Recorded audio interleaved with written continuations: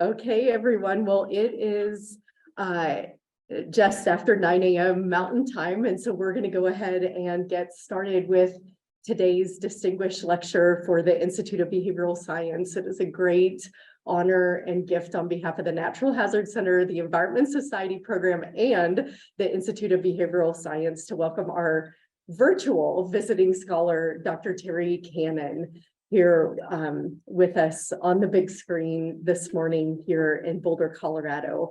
And Terry is an emeritus faculty member with the Institute of Development Studies at the Institute of Sussex.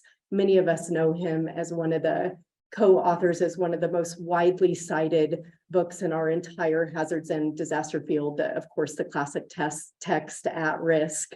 But in addition, Terry has been one of the just leading critical voices in the disaster studies field that has helped us to rethink and honestly reshape core concepts, everything from disaster to community to the mechanisms of culture in disaster. And so it is a great honor to have him with us this morning. And Terry's going to deliver his lecture. And so if you have questions or comments as he's going along, please just take note of those. And then anytime that we have remaining at the end, we'll open up for questions as well as for conversation. And so please join me in a round of applause in the room, a virtual round of applause in the Zoom room.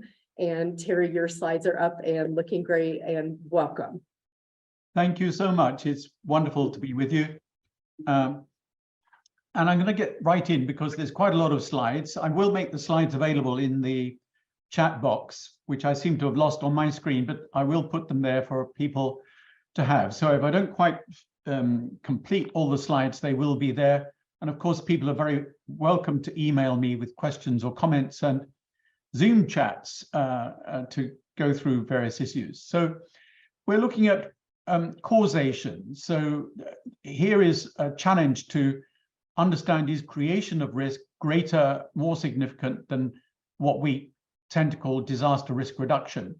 And I'm not the first to use this term. A number of people have been using this term for quite a while, and I'll give you some references to them later on. But there is a kind of a bit of a buzz around this idea, but it requires a complete refocusing of a lot of what we do, which I hope to explain. So we're looking at what causes a problem. So this is the general area that we're in. It just happens that because we're in disaster field, the kind of problem we're looking at are those related to predominantly natural hazards. And I always start my lectures these days with this very simple statement: the world is the way it is because those who have power want it to be this way. And it's a very simplistic statement. People have said, oh, Terry, that's far too simplistic. But I think it makes you think. And what this means is that anything that we try to do in my major field, which is development studies, or in DRR, or in climate change adaptation, we are forced to push against those who don't want to change. We're having to do things that people and institutions and different actors do not want to change. And that is a major problem. And I think the basic message of what I want to say today is we have to be a lot more honest about that and confronting that. So the context within which development studies and DRR operates within this framework. And we always need to be aware of how this context affects us. How is a problem even defined and framed? So the fact we frame problems as disaster risk reduction means we are already having to concede ground to those who want us to use that language and to think about things in terms of something which is reduced rather than being created, so that the active verbs that are used are actually channeling our thinking process. And they need to be analyzed carefully. Can a problem be analyzed carefully if the terminology, the framing, is already diverting us from what might need to be done? And here, for almost all of us, the source of the funding, can it affect the outcome of the research or, in my field, the development activity? And I would argue that we are seriously compromised in this neoliberal capitalist world. We are seriously compromised by the compromises we have to make in order to get the funding that we think we need. So that, I think, is going to be open for a lot of discussion. So in the social sciences, causes are, of course, contentious and complex. Understanding what causes a problem is affected by the systems of power within which we exist. My institute, any university in the world, exists within structures of power. We cannot otherwise operate. We have to exist within those structures of power. Of course, we're most of us right-minded thinking people who are trying to do things the right way, pushing against those systems of power that are very often causing the problems that we are claiming to try to do something about. But in my own university, University of Sussex, our institute is just across the road from the School of Business Studies. We know for a fact that the School of Business Studies has on its board of advisors people who basically do not give a damn about poor people. They are driven by things like real estate, by hedge funds, by investments and corporate behavior, which is the opposite of what needs to be done to make the world better for most people. And power frames the language and allocates the funding for the research and the solutions that we come up with. So that's going to be part of what I want to talk about. And we have to accept that the explanations of a problem cannot be entirely objective, because we are coexisting within these systems of power, and they reflect ideologies and emotions. There are very different notions of fairness around, which are well known in psychology, about whether or not people extend fairness to the out-group or only to the in-group. And we've seen this big time with both Brexit in Britain and with politics in America and support for Trump. We also have to understand there are cultural priorities and perceptions which affect how we understand things, and sometimes we can't get beyond them. And I'm going to be trying to illustrate these things, and many other types of bias that we have to understand. But as we all know, I'm sure in the rooms, online or in your rooms, we're all aware that the problems are socially constructed, but other people don't accept that. If you ask many people what causes poverty, and they will say somebody's poor because they're lazy, which is a very, very different thing from understanding poverty as a socially constructed part of the structure of society. So, and as you know, I'm a champion of going back to root causes.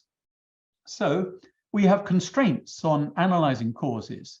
Institutions frame issues around how they can be dealt with, how they want us to deal with them, and this is different from what is actually needed.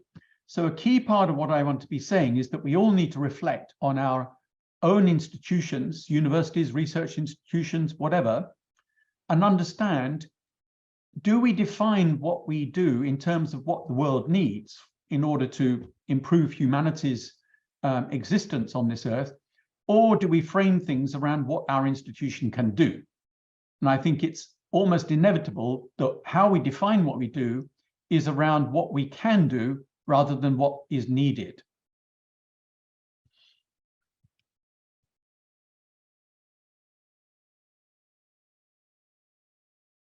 So problems in the world. On the right, I think it's the United States.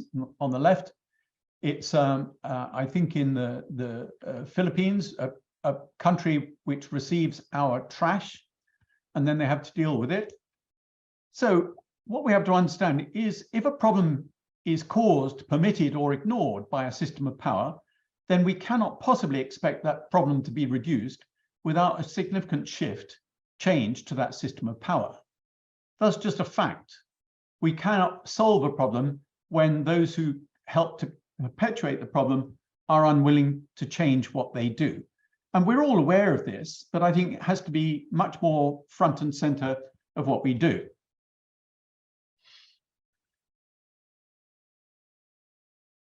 And of course, to be called a communist, labeled a communist in Brazil at that time was extremely dangerous. And just a heads up for this campaign, which I'm sure you all are aware of, which I really support and does great work. And a lot of what I'm going to be talking about overlaps with this argument about disasters are not natural. So I'll be talking about that because, of course, that is part of the argument as to why disasters are created. We're looking at how disaster risk creation happens. This is in the north of England. And they have the nerve to try to sell this land, which, as you can see, is very flood prone. And the No Natural Disasters campaign uses this slide. Which one is going to be the disaster when the volcano erupts? It's hardly going to be a disaster on the left, but it will be a major disaster for the people living on the right. So it's about exposure and vulnerability to the actual hazard.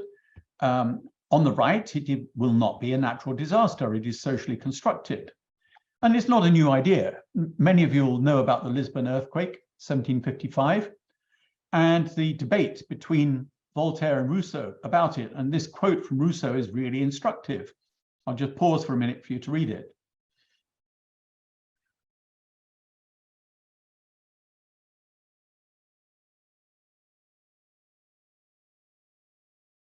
And many of you will know Russell Dine's paper on this issue, which was extremely interesting from a few years ago, which is, I believe it's open access, so you can access it there.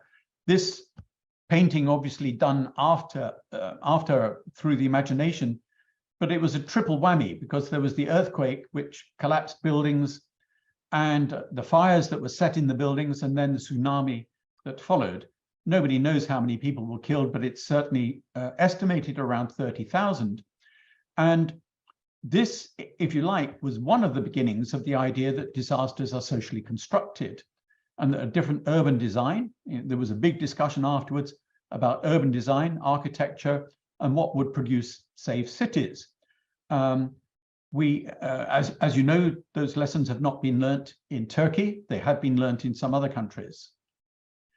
Now, some of the people working on the No Natural Disasters campaign did a very interesting study published in 2019 of the language that is used by different organizations around whether or not they use the phrase natural disasters and why. And I think we should all find this absolutely quite fascinating. First, let's look at the international government organizations and the international non-government organizations and how they use natural disasters. Many of them, including the World Bank and until relatively recently, UN agencies, some of them still do, refer to disasters as natural. And this is despite the fact that they very often highlight that the vulnerability of people is caused by social and economic processes. So it's quite an interesting contrast. Some of the titles of reports you get, financial resilience against natural disasters, and blah, blah, blah, all talking up the phrase natural disasters. Now, you can understand that they are using natural disasters because they are talking, a lot of them, to the public or to governments. And it's easier simply to talk about natural disasters because people will then know that you're talking about natural hazards and not technological disasters like the plane crashes or nuclear plant problems and so on. So that's a very simple binary. Technological disasters versus natural disasters related to natural hazards.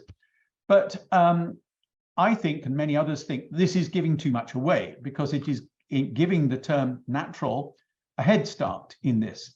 And actually, the people who researched this are now working with linguistics specialists to look at how a very word, when it's used, frames the thinking around the word. So using the term natural disasters, actually, even when you want to argue about things being socially constructed, tends to re-emphasize the naturalness and divert away from looking at the social construction. But the main thing they were concerned about, and it's actually the title of their paper, was how do academics use the term natural disasters? And what they found in the paper is that before I go on to that, I just want to refer to an example of this is the World Bank Global Facility for Disaster Risk Reduction. One of its senior people wrote an email to me a while back saying, my choice of words, he used the phrase natural disasters at a conference in California. And I challenged him on it because the GFDRR, some of you might remember, in 2010 published a book called Unnatural Hazards, Unnatural Disasters, Natural Hazards. It was actually in the title of their book. They were trying to emphasize that disasters were not natural. And here we are 10 years later, accepting that they are discussed as natural disasters.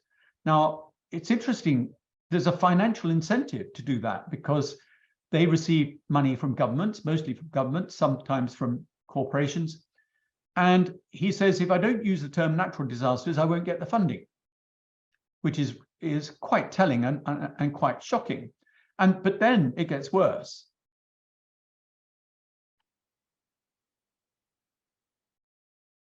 Now, this is despite the fact that, as you will all know, several books after Hurricane Katrina hit New Orleans actually challenged the notion of natural disaster. And one book was called There Is No Such Thing as a Natural Disaster, about a hurricane hitting a city. And for this to be going on in the World Bank institution, which is most concerned with disaster risk, is quite extraordinary, especially when it's admitted that it is an enabler for them to get funding from institutions, governments, which do not want to have the finger pointed at them for enabling disasters to happen. So their paper was actually much more interested in why do academics accept to use the phrase natural disasters, because we have 40 years, more than 40 years of challenging to it and a widespread acceptance that it's wrong. So they found in 6 journals, disaster-focused journals, over 500 papers, and 3/4 of them used the natural disasters phraseology uncritically, or in a curious way, they used natural disasters, but then they showed that disasters were caused by social processes. So a complete mix-up, really rather strange. So they use this odd mixture of language where they accept that social vulnerability is socially constructed, but they want to use the phrase natural disasters. And as I said before, this is, in my view, giving too much away. And I think they're using it, they think that it's being used for convenience rather than intellectual clarity. But this is precisely something on which we need very good intellectual clarity. I won't read out that quote. You can read that afterwards yourselves, but it's really quite an important result that they found. Actually, a number of us, as part of this campaign, we are refusing to referee articles that use the phrase natural disasters uncritically, referring them back to the editor and saying, look, your journal exists to explain that disasters are not natural. Why would you accept a paper that's got natural disasters used uncritically in it? I'm not going to referee this paper unless the authors of it concede that this is a wrong uses of terminology. And that might have a little bit of clout to get some change on this. And I think that's what this is, scientific accuracy. We have to be doing this for scientific reasons and not making concessions. So social construction of disasters, of course, has different components, and you'll all be familiar with these. I think it's useful to think about them differently because modify the hazard is very popular. Manage rivers. There was even some years ago, I don't know if it's gone out of fashion, but about 20 years ago, there was a fashion for the idea that you would pump water into faults, into the San Andreas fault, to try and lubricate it so it released its energy more gently. Seeding clouds, which you'll know of. Seeding hurricanes has come up. There's numbers of these. So you modify the hazard, hopefully to make it less destructive. The main one that many of us are involved in reducing the impact of hazards. In fact, building code, zoning, walls against tsunamis, which have come up, of course, since the Japanese one especially, early warning systems. And after this talk, I know there's a workshop with you all on early warning systems, which is going to be interesting. So I'm going to say something about warning systems in the context of Bangladesh later on, which I hope you will think is useful and interesting. So here is a lot of what we do in so-called DRR, and there are problems here as well. And the key thing that we all talk about needing to do, reducing vulnerability so that people are less harmed when a natural hazard comes, we all talk about this, but it's the one that's the most extremely difficult to do because it relates to poverty, gender inequity, racism, and so on. The inability of poor people to self-protect themselves in a decent house or a location. But it's also around how people believe, and I'll talk about this as well, their belief systems and their culture in terms of how they perceive risk and what they're willing or not willing to do about preparing for risks. Now, in all of these, which of these can you do something about within existing systems of power? And what I want to introduce later on is the idea that what happens in our organizations and governments and other players actually do things that are possible within existing systems of power, rather than challenging and saying, actually, what needs to be done is major reductions of people's poverty and gender inequity and racism. That's what really needs to be done. But that can only be achieved by changing the systems of power, which is difficult. So my argument is that very often what we end up doing is the things that are possible, which is mostly in the second of these.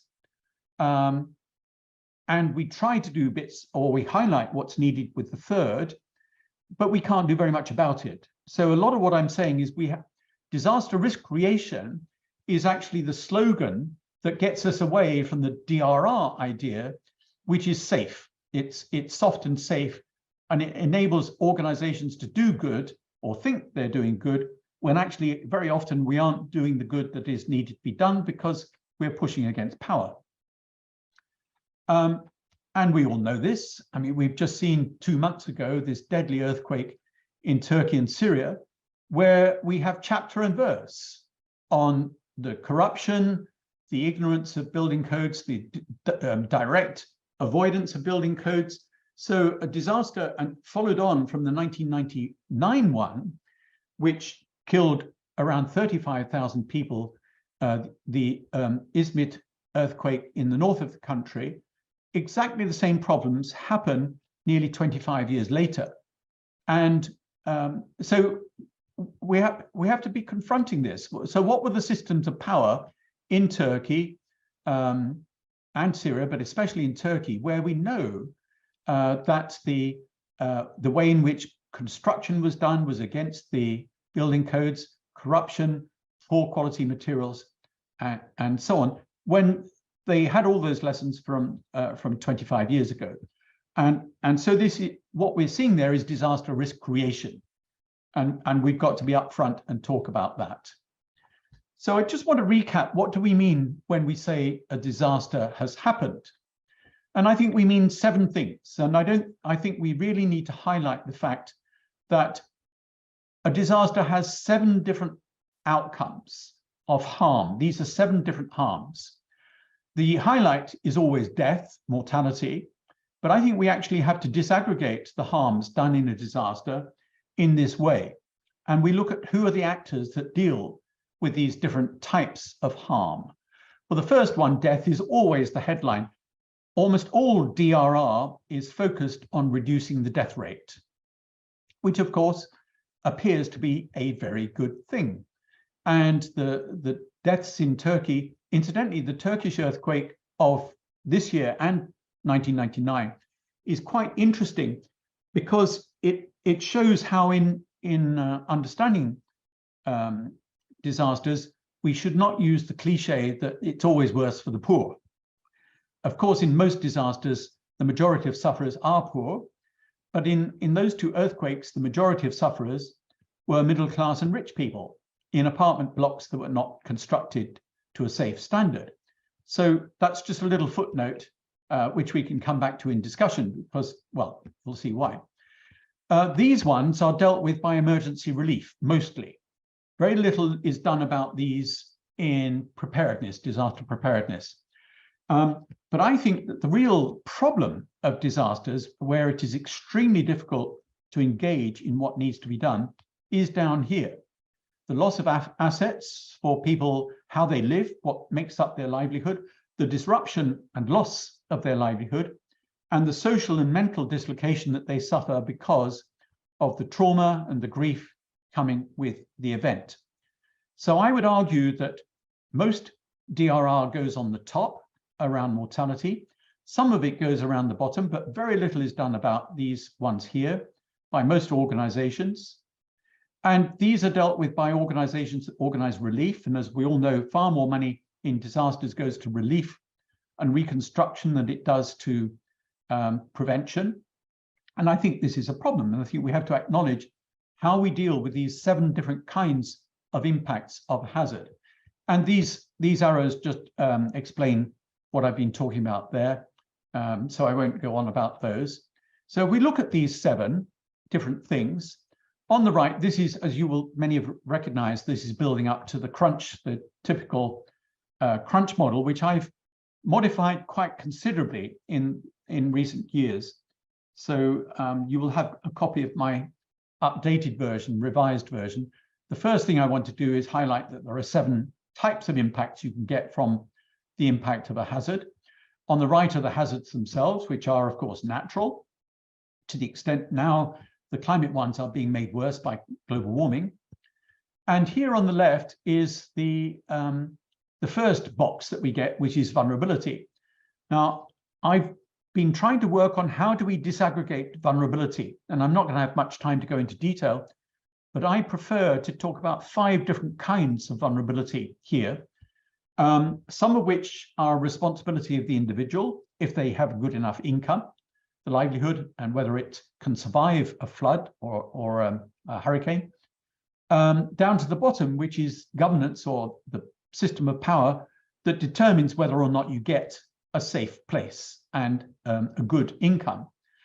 And so these 5, of course, they all interact, but they are themselves, of course, related to, that's just a reminder, this is a spin-off from the crunch model. Very little attention goes down here, as I've already said, and I'll explain that more later. So we've got the crunch model here. We've got the initial vulnerability, which we have to understand in terms of 5 different kinds of causes of vulnerability, which I've written on. I can give you the sources if that's helpful. And of course, how do they arise? And they arise through the main systems of power. The social framework of construction of your vulnerability comes from class, gender, ethnicity, caste, and other power relationships. It's very, very unfashionable now in most Western social science to talk about class. We can talk about gender all the time. Racism can come in some contexts where it's relevant, caste, but it's extremely difficult to use class as a category which explains vulnerability. And I think we really need to be rescuing that from analysis. And of course, as in the crunch model, we go back to the root causes, which, as you will see, are still, in my version, slight updated version, still very vague. And that's the next step I want to work on, is how to make them less vague. The obvious one there is environmental trends, which is causing global warming, which comes around on the right to enhance, to magnify the climate-related hazards. So revised, and I hope useful, but with the need to look at these 5 vulnerability components, and to add on to that, that these are related to the systems of power, which were in the green box before, and also to understand culture and perception of risk, which I'm going to say a bit about in a minute. So the systems of power, again, repeated, and the people's behavior. Now, the next step in my revision of the crunch model is to bring in people's behavior and understanding how people perceive risks. I'm not going to have much time for it. I'll just touch on it today, but I am intrigued now that the Hazards Center is within the Institute for Behavioral Studies, which I think is great. And we badly need this overlap, which I can talk about in the discussion if you want. But we do really badly need to understand cultural interpretations of disaster. So a few years ago, just to illustrate how bad this is, I took 8 policy documents from UNDRR, from the Asian Development Bank, and from the World Bank. These were global or regional policy statements on disaster risk reduction. And in PDFs, you can do a word search. So I searched for the words perception, religion, culture, or belief. And in 1,000 pages of policy documents, those words did not come up one time, one single time. In other words, these major global players in looking at disaster risk reduction are completely ignoring how people themselves behave in relation to disaster risk, to natural hazards. Really, really a problem, especially as global warming takes hold and makes some of the climate risks worse. We even need to be thinking about, and Greg Bankoff raised this quite some time, I think nearly 20 years ago, how is the term vulnerability used? Is it a Western construct? And the argument here is that, and you'll see in a minute, outsiders who become DRR specialists see danger everywhere. So they want to analyze things in terms of vulnerability rather than opportunity. And I'll explain this a bit more in a minute. So throwing out quite a lot of challenges here, neoliberalism, blah, blah, blah. Oh, the point there is that under neoliberalism, increasingly people become disposable. There are regimes that do not give a damn about their population, their people.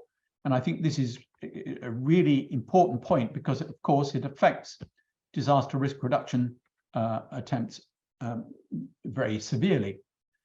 So how are disasters created? Several types of causal processes. I'm emphasizing now people's perception of risks, their behaviors, and of course, their need to have a livelihood. Now, probably for a very high percentage of the world's population, their livelihood is in a dangerous place. In other words, people both choose or are forced, or some combination of choice or compulsion means that they have to live in a place which is influenced by one or more natural hazard.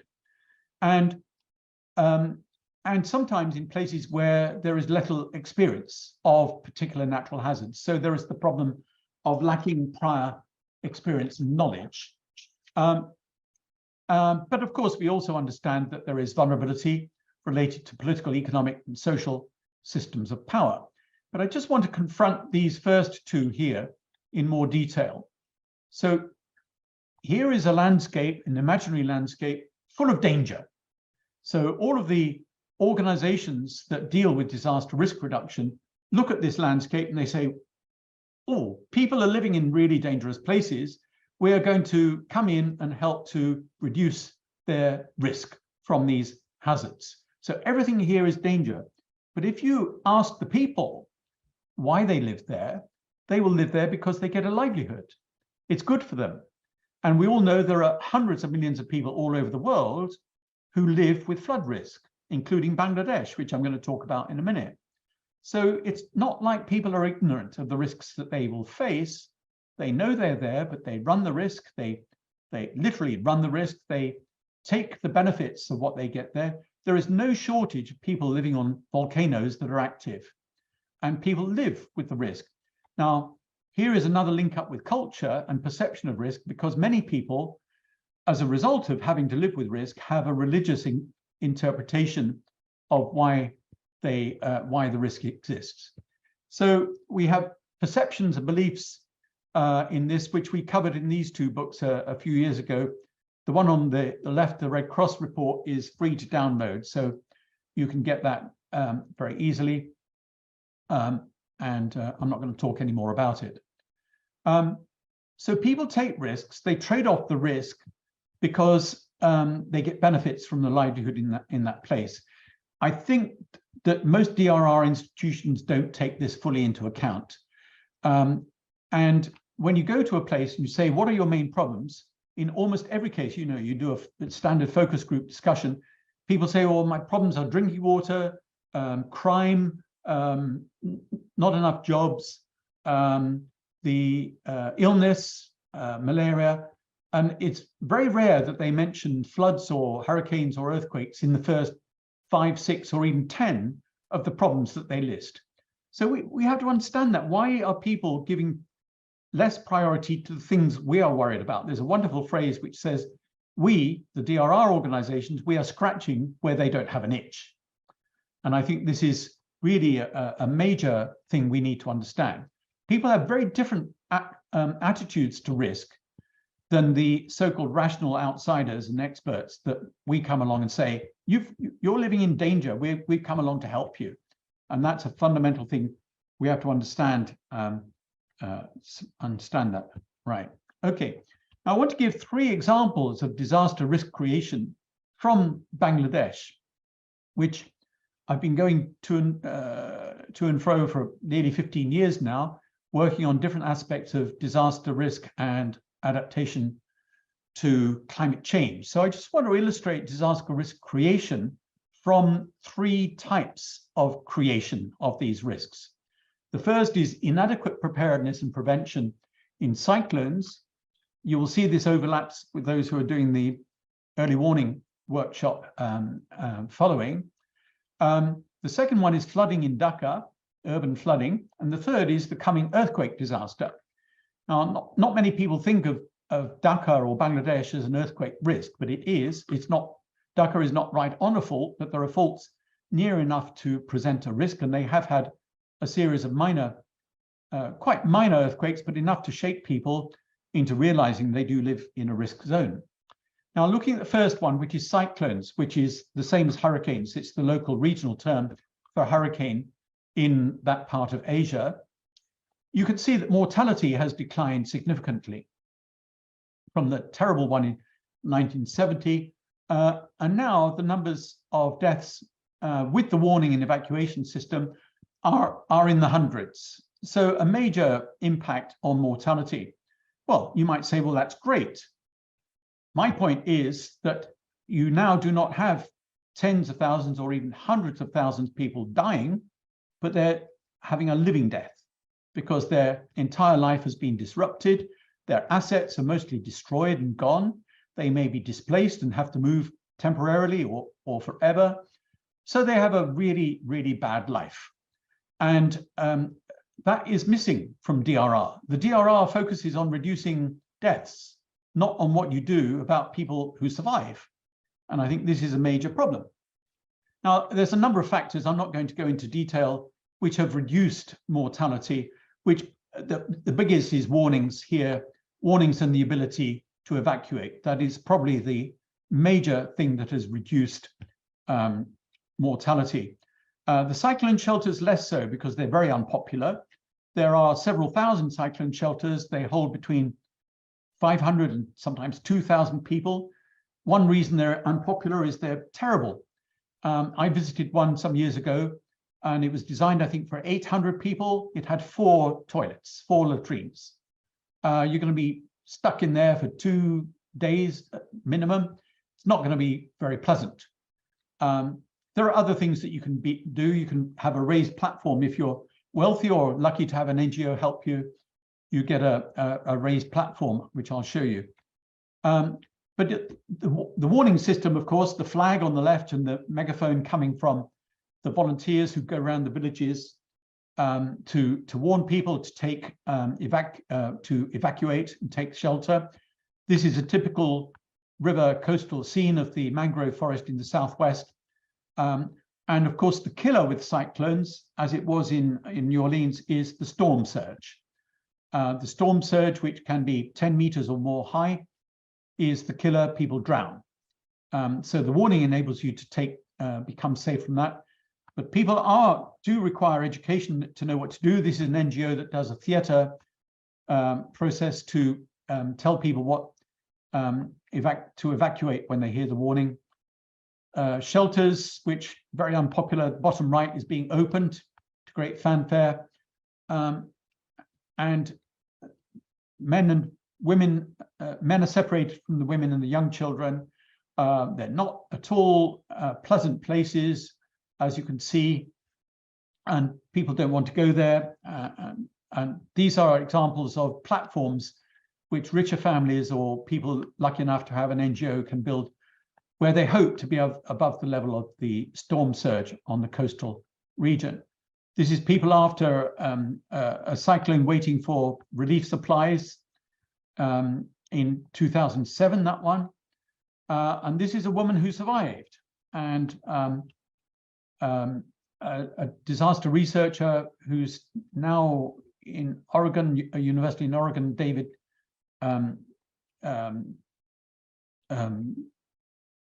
Rathel, some of you will know, and our friend Nadir Uzzaman, who's from Bangladesh, found another woman, not this woman, but she is typical of many of the survivors. So this woman they interviewed said this.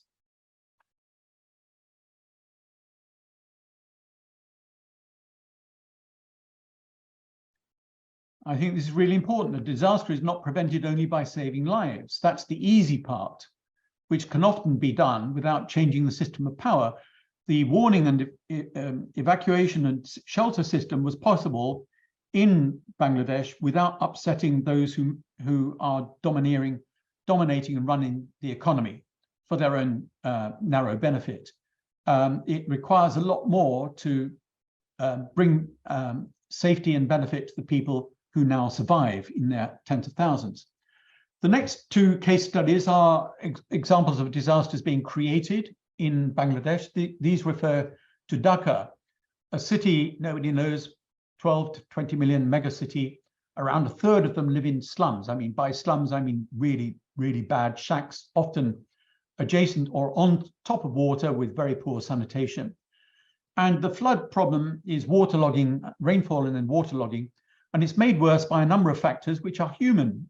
So there is natural subsidence because Dhaka is on the delta, which subsides naturally, but they also extract drinking water, and also encroachment on wetlands and lakes, reducing their storage capacity. So ideally, what you would do is protect all of the wetlands and the lakes and the old oxbow lakes that you've got in the megacity so that they can absorb rainwater and flood water. But the opposite is happening, despite the fact there are laws which supposedly protect lakes and wetlands. They are all being encroached on. Then the earthquake disaster in the making, little observation of building codes, quality of construction materials is suspect, as are the methods of construction, and corruption is normal. And understanding of the need for building codes is limited. It's a problem, but it won't happen to us, might be one of the things. So this is typical of the urban floods in Dhaka in recent years. Severe disruption of life and livelihoods, extraordinary that those cars will try to get through. The rickshaw pullers, of course, make a decent amount of money from taking people through the floods, but it's very hard, as you can see, and not very healthy. This is a Google map of you can see the wetlands here, the ones that remain, the abandoned branches of rivers, some remaining lakes, but many of them are being filled in. This is typical of what you see. This is Lake Gulshan, which is in the rich people's neighborhood. You can see on the left there are the two strips of land which have been infilled on the lake. So the lake has shrunk nearly half by the time this photo was taken. And these are plots which are then taken by property developers to build high-rise, like the ones you can see in the background and on the right-hand side. This is the same lake a few years later. And all of this is absorbing the capacity of the natural systems to absorb the lakes, absorb the floods. This is the Bangladesh Garment Manufacturers Association, constructed illegally on a lake around the turn of the 20th century. The High Court's ordered that it should be demolished. It's still there more than 10 years later, because they are probably one of the most powerful organizations in Bangladesh. The garment industry it produces around 70% of GDP. It produces the Bangladesh billionaires, and you will all know the story. This is a satellite photo again from Google of the wetlands. Here are some more examples of the problem. Here is the earthquake disaster waiting to happen. Liquefaction. Now, liquefaction is less likely to cause death than collapse on solid ground, because liquefaction, it appears that the buildings collapse in one piece, and it happens slowly so you can get out. That's in Japan, that one. These are in Japan as well. There is time to get out in a liquefaction process, but not from collapse. Many of them will collapse. These are both subject to liquefaction and collapse. Now, the real estate companies are clever on this, because they will all claim in the red box that the buildings will withstand 7.5 Richter earthquake. I think that's very hard to believe when you see my next two slides, which are actual studies of whether earthquake codes are being used. And this is a 5-star hotel under construction, which I would not stay in. Mind you, the others are probably the same. I showed this to an earthquake hazard person, and there's no cross bracing in this. And that was just 2 years ago. You can see that it's got a very heavy load on very narrow pillars and no cross bracing. So likely not very safe in an earthquake. So I found two papers that discuss the problem of implementing building codes. One was just 2 years ago. I won't read it out because I'm running out of time, but it's basically this: they're not aware of the building codes, reluctant to impose extra cost, and so on. Now, in 20 years ago, it was exactly the same in another study of the lack of building codes being used. So nothing has changed in 20 years. So I think we can expect a serious earthquake disaster when the earthquake hits. And again, as in Turkey, it will be rich people. The poor people in their poorly constructed shacks in the slums, they will have a terrible time afterwards, but not likely to be killed by the collapse. The collapse, and we know many of the buildings are not safe. This is Rana Plaza, which, as you know, collapsed 10 years ago. A building housing several garment factories killed 1,000 people. The buildings are not structurally safe. Now, the problem is that the world is organized this way. Okay, the world is organized the way it is because those who have power want it to be this way. This is the UNDP's champagne glass graph. So at the top of this graph here, you've got 40% of the world's population with 90% of the world's income, 60% of the world's population with less than 10% of the world's income. We all know this. We know the figures that come. This one's slightly out of order, but this is just an extraordinary statement about climate change. This is from one of the papers in Britain that doesn't give a damn about poverty. You see that saving the planet is a laudable aim, but the costs of doing so have to be set against other essential priorities. You couldn't make that up, could you? What is going on in their brain? So I want to introduce the idea, the concept of the damage to cure ratio. How much money is spent to make a problem worse, and how much money is given to development organizations, DRR organizations, or development research to supposedly fix the problem. And I think that the damage to cure ratio is orders of magnitude high. So the ratio you'll have 4, 5, or 10, or 1,000, even 1,000 times more money causing the problem than given to us to supposedly help the problem. Much more powerful force is engaged in creating the risk than in helping to reduce the risk. And I want to give you some examples of that, and then I'll finish. So these actors that want to cause problems have much more influence than we do. So when can our research be successful? We usually pretend that our research will identify what needs to be done in policy, and we think that policy uptake will be a result of our research. I think that's mostly false. I think we live on that dream, and I would love a PhD student to go back over the last 20 or 30 years of DRR recommendations for policy and see how many governments implemented any of them. And And well, we can come back to that. Do we give up? No, we need a different approach. Inequality. This is 2019. It's got worse since then. And we all know this. So here are some specific damage to cure ratio figures.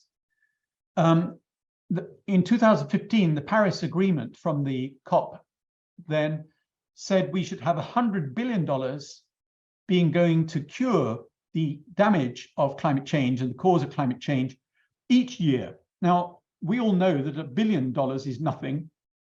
In the COVID epidemic in Britain, the British government spent $37 billion on a test and trace system that didn't work. $37 billion in one country on something to do with COVID.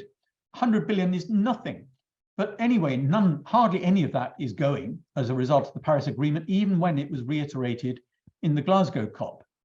2.6 trillion, which is quite a lot more than 100 billion, 2.6 trillion a year was lent by the banks in 2019. It's the same almost every year for direct and indirect damage to the environment. This is banks giving money to mining companies, agribusiness and others, where a consequence of their activity will be damage to the environment and extinction of species. So about 3% of global GDP is contributing to making the problem worse.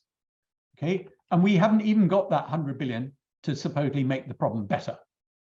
Now, I'll fill that out a bit more. And then each year now, the IMF does, some of their economists do a study to see how much public subsidy is given to fossil fuels. And it's going up, not going down. So in 2020, nearly $6 trillion, which is nearly 7% of global GDP, was spent on making climate change worse by subsidizing fossil fuels. Okay, so if you add those two together, that's nearly 10% of GDP is spent to cause damage. How much do we get for the cure by comparison? We get hardly anything to go around and fix these problems. If we added up all the value of the nature-based solutions to DRR or the ecosystem-based solutions to climate change adaptation, they would be a tiny, tiny, tiny fraction of these amounts of money. So we've just got to get real and stop messing around thinking that we're doing good when all of these people are out there doing 10, 100 or 1,000 times worse with their money. This is the report on which the banks was made.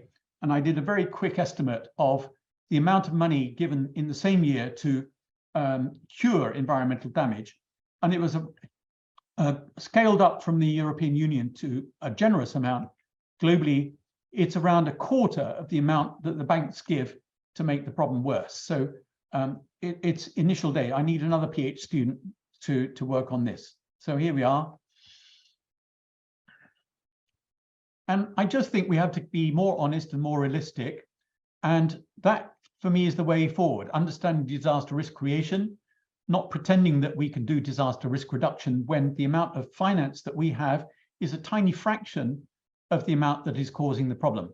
Thank you very much.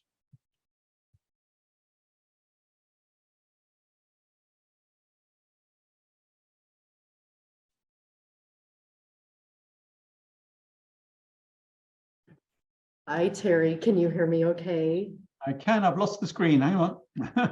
Okay, and we'll try to get the participants online. If you have a question or a comment for Terry, if you would please use the chat box. And Terry, I think I can speak for everybody in the room that even though you were online, you definitely had our rapt attention during that talk.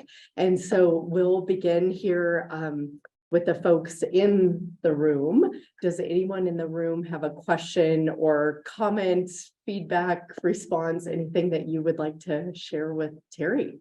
And we're going to start, Terry, you have a distinguished earthquake engineer in the room, Dr. Ross Kurotis. And so he had his hand up first. So we're going to start with Ross, and Ross, can you say something? So we'll check. Sure. Can you hear me okay? Okay, can you hear him, Terry? Yeah. Okay, Okay, Ross. First of all, I'm just gonna- I've been insulted by being introduced as an earthquake. Oh, We tend to be a natural hazard. Sorry, all hazards engineer who loves social scientists, Dr. Ross Carrodus. There was one term you had in one slide, really struck me, and that is that neoliberalism is willing to sacrifice people. And I wonder what your definition, where you get the definition of neoliberalism and what is, I've heard neoconservatives a lot, but neoliberal, who are the neoliberalists and where's the basis that they're more open to sacrificing people? That is really curious about that. Okay. Yeah. Well, neoliberalism is a standard economic term for the model of capitalism that operates and dominates the world at the moment. You might know it as Reaganomics.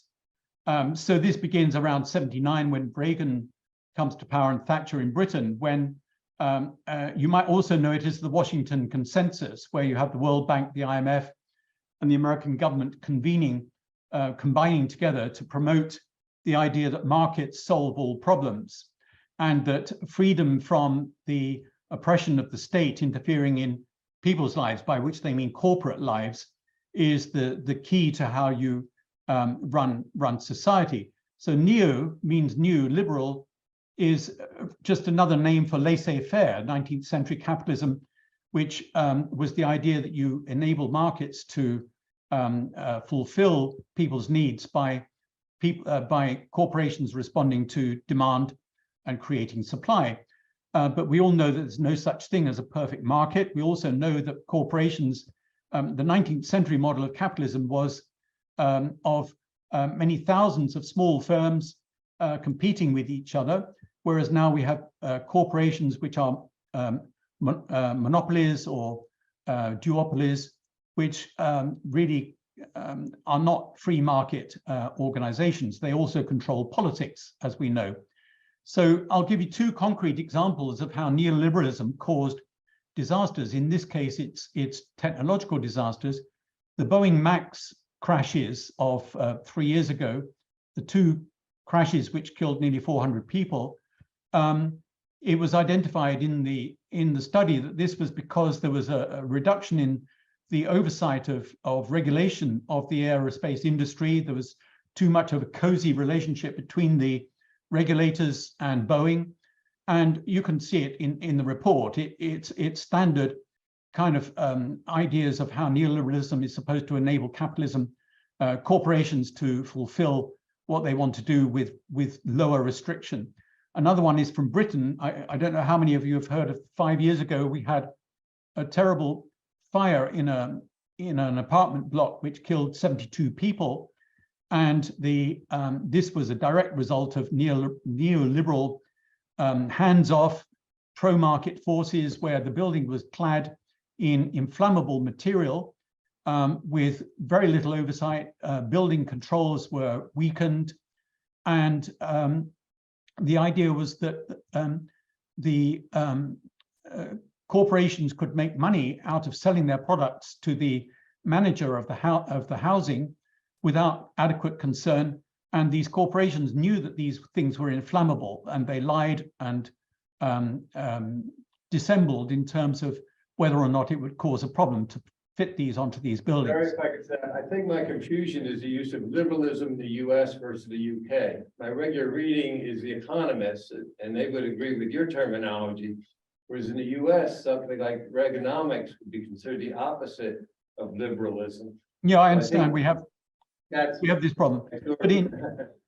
But economists would have no trouble using the term neoliberal, even though you have this different use of the term liberal in the United States. I fully understand that confusion problem, but I'm using it in the terms that classic economics uses it as a term. I understand entirely that it's the opposite of what you mean by a liberal or a progressive outlook.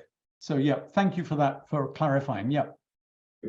Thank you, Ross. And I'm going to go to Carson online. If you'd like to come off mute and pose your question, then we'll go to Victor. Yeah, thank you so much for that amazing presentation. It was really compelling, and yeah, just really appreciate your time. I was curious how you're calling for honesty of the situation for researchers and really bringing that to light. So I was curious, do you have ideas for what actions we should be taking given the situation that we're in? Like, should we be pushing funding agencies to fund different types of research, or what other ideas do you have for actions we should be taking given the limitations that you spoke of?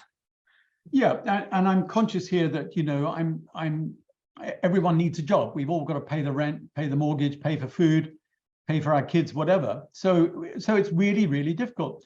I suppose what I'm calling for is just more honesty. If we know a problem, whether it's homelessness, poverty, bad water, disaster risk, climate change, we know there's a problem. To the extent we can identify the causes of those problems, we say, all right, okay, this problem A is caused by X, Y, and Z. We know that we can propose a couple of things that might help alleviate A, but unless we actually reduce X, Y, and Z, this problem is not going to go away. I think that's what we have to say. So we don't take money without making it clear that we can only do a limited amount with that money. And we can also point out, well, okay, you say to the National Science funders in America or ours in Britain or whatever, you say, look, you know, you want us to do something about this problem. The problem will not go away under this system. And so what we can do is limited. Let us define the limits of what is possible with the money you're giving us, including the framing of the problem that you're giving us. And so you see this problem. I do a lot of work with my students on what's called framing, and I'm sure you're all aware of this. But you know, 40 years ago, in the space which now is occupied by the idea of food security, we used to talk about hunger. Nobody talks about hunger anymore. There aren't hungry people. There's a need for food security. Well, this is very convenient to agribusiness, because if you look at food problems as if they are about food security, then it's a supply side issue, not a demand issue. The problem is no longer why can't people pay for food, or why don't they have enough land to grow the food they need to eat in Bangladesh? What's preventing that family in Bangladesh from having a fair amount of land? Okay, you divert from that and say, right, okay, who are the main actors who can influence this equation between demand and supply? Well, of course, it's the one on the supply side. And that means agribusiness, which proposes green revolution, fertilizer, chemicals, large farms, whatever. And the whole idea of what caused the causation, you see, the way in which problems are framed is in danger of diverting you away from what causes the problem. So once you frame the problem as food security, you no longer ask the question, why can't people afford to buy food?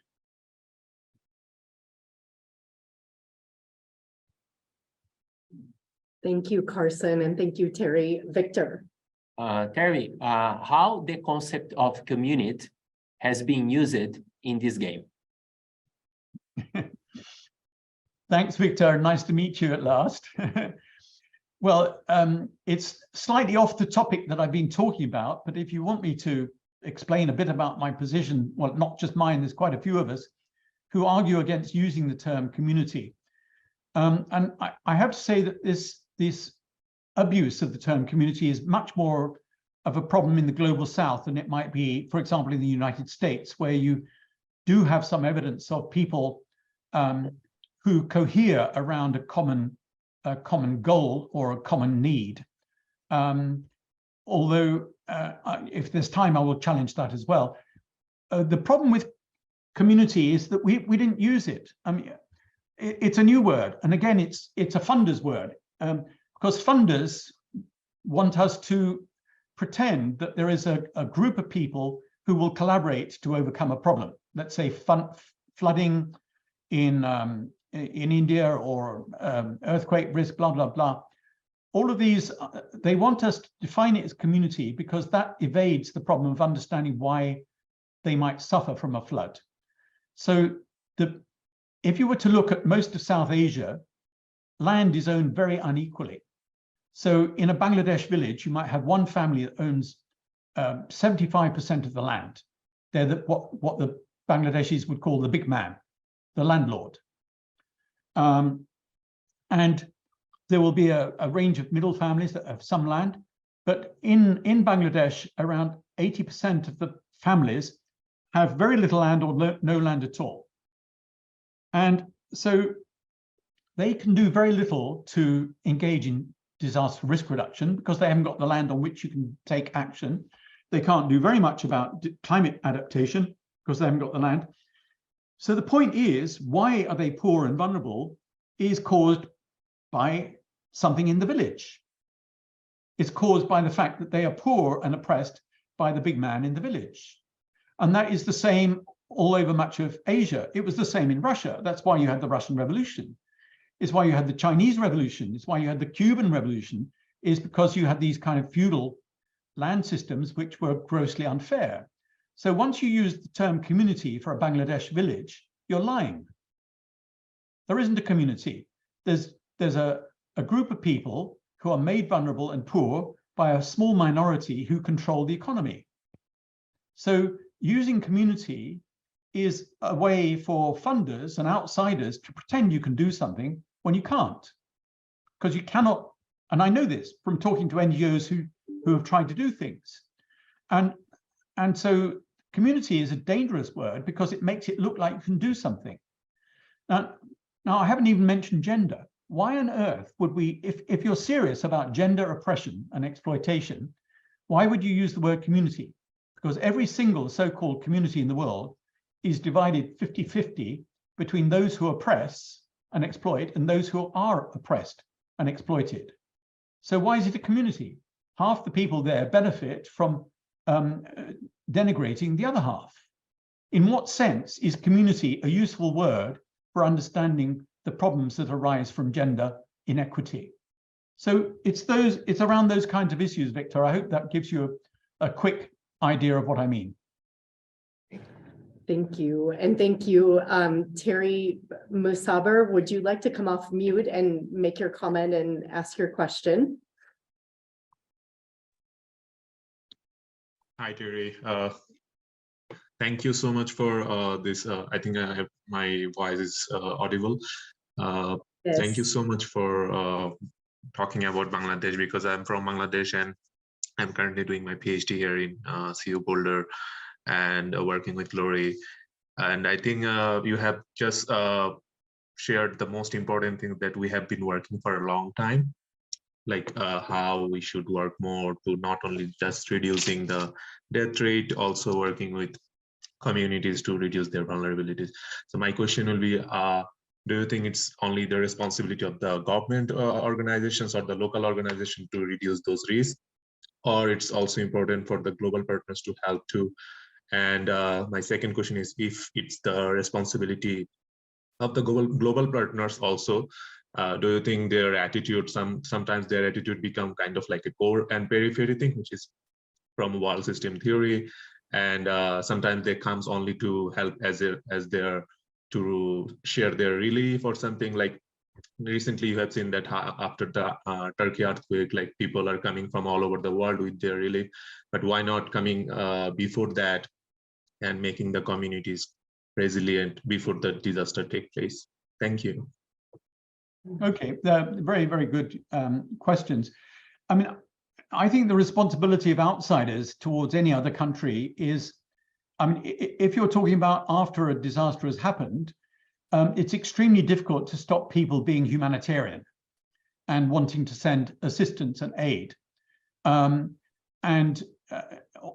Nowadays, almost every disaster that happens around the world, not all, produces a great deal of humanitarian empathy and a desire by people to help, either by going and helping or by sending money or goods and services.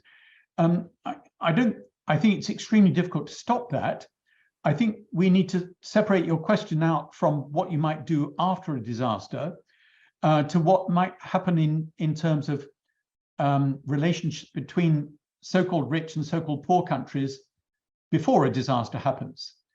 Now, in relation to climate change, I'm quite clear that because the majority of global warming has been caused by the global north burning fossil fuels for the last 150 years, that the global north has a duty to those in the so-called global south who have not caused the problem at all, and Bangladeshis haven't contributed hardly anything to this problem, that they have a duty to transfer resources where resources can help people face and deal with climate change. I think that's absolutely the right thing to do. That's a justice, a fairness issue. But in terms of other forms of aid, if you're talking about beforehand, I mean, the best aid that could have gone to Turkey would have been building design, but they don't need that aid. They know what building design should be.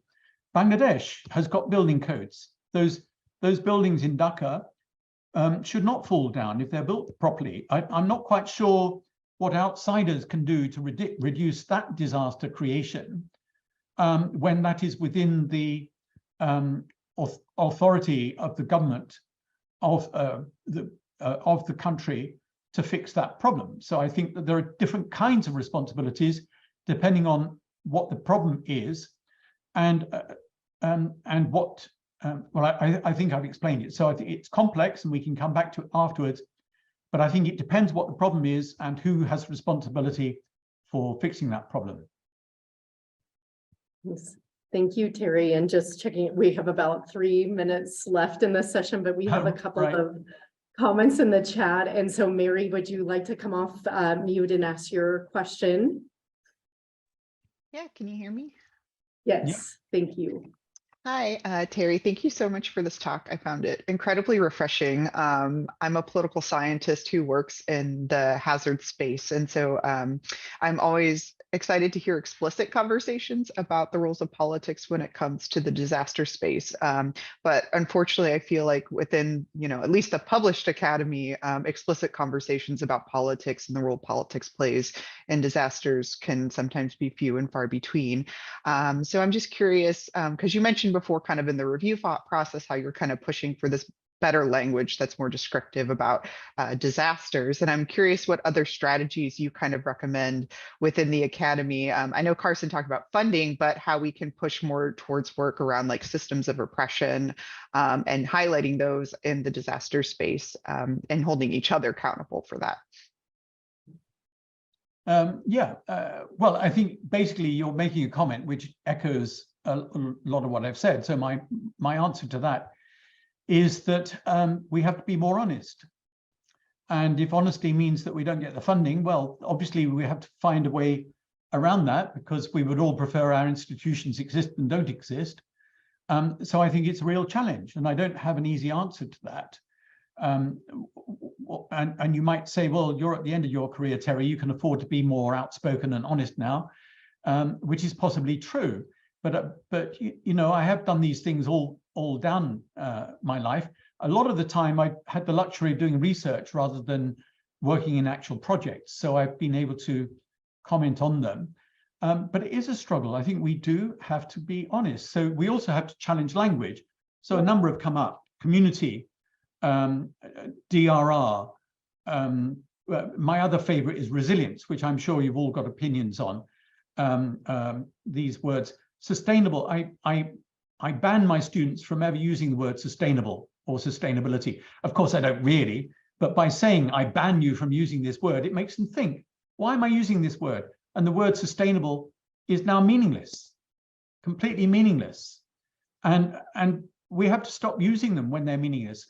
We create, very often in the academy, we create these concepts because they have a progressive role. And they're intended to have a progressive role on behalf of the environment and people who are suffering. So we talk about the need for resilience for poor people, vulnerable people, but then that's turned around into the opposite. And I think it's about challenging all these and recognizing that we exist, the entirety of social science and science generally has to coexist within these systems of power. And we just have to be much, much more aware of what they're doing to how we talk, research, write, recommend, and so on.